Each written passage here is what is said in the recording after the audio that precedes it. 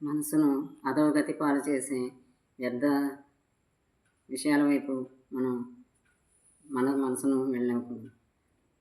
ఊర్ధ్వగతి యందు ఉంచి తన యందు తాను ఈ మనసును నిలిపి ఆత్మయందు దాన్ని లయం చేయాలి.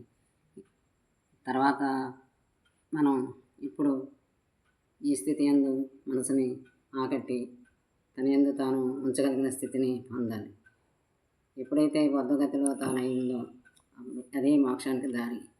ఆ స్థితి యందు మనం దానికి శిక్షణ ఇచ్చి ఏ సమయం దొరికినా ఏ కొద్దిపాటి సమయం అయినా సరే దాన్ని మించి దాన్ని చెప్పినట్టు మనం వెళ్లకుండా దాని ఆట సాగనివ్వకుండా బుద్ధిని అనుసరించి మనం నడుచుకోవాలి.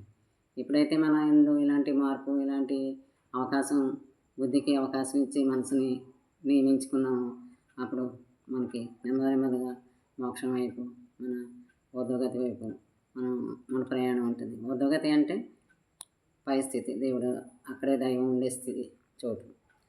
అలాంటి పద్ధతులు అని మనం ఎన్నో ప్రక్క నుంచి మనకి జ్ఞానం అందుతుంది.